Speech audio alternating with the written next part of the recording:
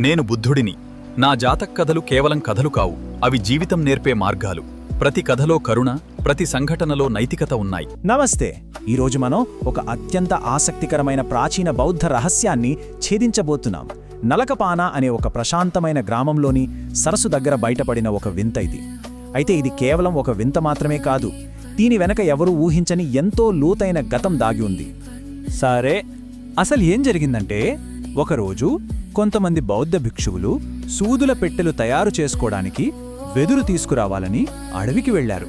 కాని వాళ్లు అక్కడ చూసిన వెదురు బొంగులను చూసి ఆశ్చర్యపోయారు. సాధారణంగా వెదురుకు మధ్య మధ్యలో ముడులుంటాయి కదా, కాని వారు చూసిన వెదురుకు అసలు ఒక్క ముడి కూడా లేదు. మొదటి నుంచి చివరి వరకు పూర్తిగా గుల్లగా ఒక గొట్టంలాగా ఉంది. పాపం, ఇలా ఎందుకుందో అర్థం కాని ఆ భిక్షువులు వెంటనే ఆ వింత వెదురును తీసుకువెళ్లి గౌతమ బుద్ధుని దగ్గర చూపించారు. ప్రభూ, ఇవి లోపల పూర్తిగా ఖాళీగా ఉన్నాయి, అసలిది ఎలా జరిగింది అని ఆశ్చర్యంగా అడిగారు. అప్పుడు బుద్ధుడు చిరునవ్వుతో, ఇది ప్రకృతి సహజంగా ఏర్పడింది కాదని, అది తన గత జన్మలో చేసిన ఒక అద్భుత కార్యపు ఫలితం అని వారితో చెప్పారు. ఇక ఇక్కడ్నుంచే ఈ కథ మనల్ని ఎన్నో యుగాల క్రితం నాటి జ్ఞానవంతుడైన కోతుల రాజు కాలానికి తీసుకువెళ్తుంది. ఆ రాజు చేసిన ఒక కీలకమైన హెచ్చరిక ఏంటో ఇప్పుడు చూద్దాం. ఆ కోతుల రాజు మరెవరో కాదు, స్వయంగా బోధిసత్వుడే. అప్పట్లో ఆయన ఒక ఎర్ర జింక పిల్లంత పెద్ద కోతుల రాజుగా జన్మించి ఏకంగా 80,000 కోతుల గుంపుకు నాయకుడిగా ఉండేవాడు.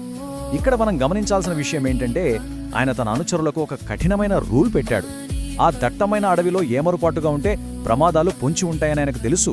ఎక్కడ విషపూరితమైన చెట్లున్నాయో, ఎక్కడ నీటి రాక్షసులున్నారో తెలీదు కాబట్టి తనని అడగకుండా ఏ పందు తినకూడదని, ఏ నీరు తాగకూడదని స్పష్టంగా ఆదేశించాడు.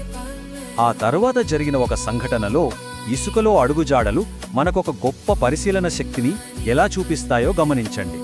ఒకరోజు రోజంతా అడవిలో తిరిగి ఆ కోతులకు విపరీతమైన దాహం వేసింది. అప్పుడే వాళ్ళకి ఇంతవరకు చూడని ఒక కొత్త సరస్సు కనిపించింది. కాని నాయకుడి మాట గుర్తొచ్చి నీరు తాగకుండా ఆగిపోయాయి. అప్పుడు అక్కడికొచ్చిన కోతుల రాజు నేరుగా నీళ్లు తాగేయకుండా ఆ సరస్సు చుట్టూ చాలా జాగ్రత్తగా పరిశీలించాడు. నీటిలోకి వెళ్లిన జంతువుల అడుగుజాడలు ఉన్నాయి, కాని తిరిగి వచ్చిన అడుగుల జాడ ఒక్కటి కూడా లేదు. దీన్ని బట్టి ఆ నీటిలో ఖచ్చితంగా ఏదో ప్రాణులను మింగే రాక్షసుడు ఉండి ఉంటాడని చాలా సులభంగా పసిగట్టేశాడు. ఆ రాజుగారి అనుమానమే నిజమైంది. అదే ఈ నీటి రాక్షసుడి ఉచ్చు.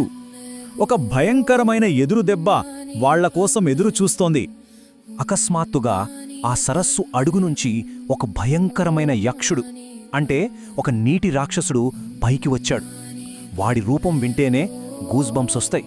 ఒక నీలిరంగు పొట్ట, తళతళ మెరిసే తెల్లటి ముఖం, నిప్పులా ఎర్రగా ప్రకాశిస్తున్న చేతులు కాళ్లతో వాడు బయటికి వచ్చాడు.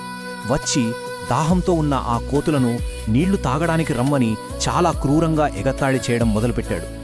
వాడు ఏమాత్రం దాచుకోకుండా తన ఉచ్చు గురించి ఎంత గర్వంగా చెప్తున్నాడో చూడండి.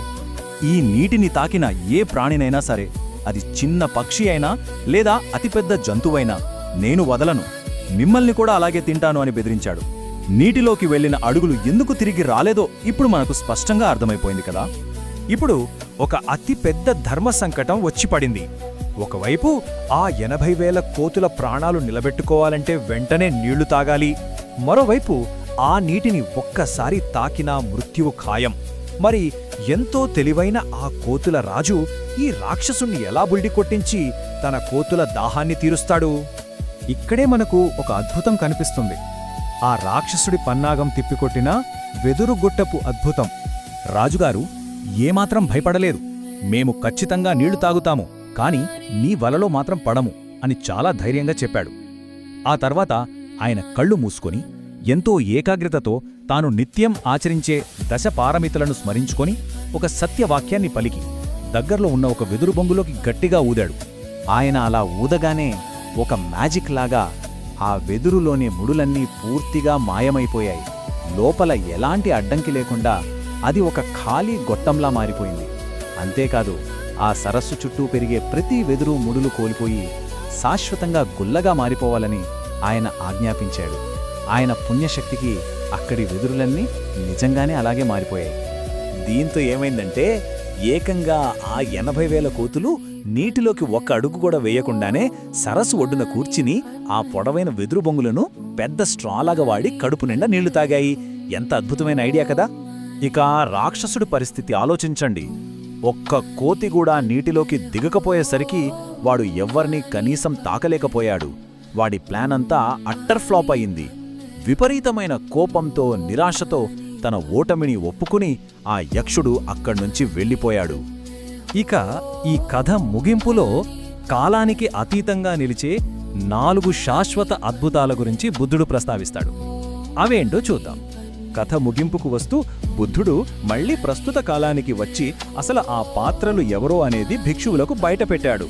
ఆ క్రూరమైన రాక్షసుడు మరెవరో కాదు, బుద్ధుడికి ఎప్పుడూ హాని తలపెట్టే దేవదత్తుడు. ఆనాడు బతికి బట్ట కట్టిన ఆ 80,000 కోతులు ఇప్పుడు తన ముందున్న శిష్యులే. ఇక ఆ ఎంతో తెలివైన కోతుల రాజు స్వయంగా గౌతమ బుద్ధుడే. ముగించే ముందు మూల గ్రంథం మనకు ఇంకొక ఆసక్తికరమైన విషయం చెప్తోంది. ఈ యుగాంతం వరకు నిలిచి ఉండే 4 శాశ్వత అద్భుతాలు ఉన్నాయట. అందులో చంద్రుడిలో కనిపించే కుందెలాకారం, మంటలు అంటని పిట్టగూడు, వర్షం పడని ఘటికారుని ఇల్లుతో పాటు ఈ నలకపన సరస్సు చుట్టూ ఉండే ఎప్పటికీ గుల్లగా ఉండే వెదురు కూడా ఒకటే. ఇవన్నీ కాలానికి అతీతంగా నిలిచి ఉంటాయట. ఇక ముగించే ముందు ఒక్కసారి ఆలోచించండి. ఆ కోతుల రాజు ప్రదర్శించిన విజ్ఞానం మనకొక గొప్ప పాఠం. మన రోజువారీ జీవితంలో కూడా ఒక్క క్షణం ఆగి అడుగుజాడలను పరిశీలిస్తే, అంటే పరిస్థితులను గమనించి ముందడుగు వేస్తే ఎంతటి పెద్ద ప్రమాదాల నుంచైనా మనం సులభంగా బయటపడవచ్చు కదా. మరి మీరేమంటారు? నిశితంగా గమనించండి, నేర్చుకుంటూనే ఉండండి. సువాసన అదరహో. వెల్దీ ఇంగువతో వంటలన్నీ రుచిగా. వావ్, చాలా బాగుంది. నా వంటల రహస్యం వెల్దీ ఇంగువ. అద్భుతమైన రుచి.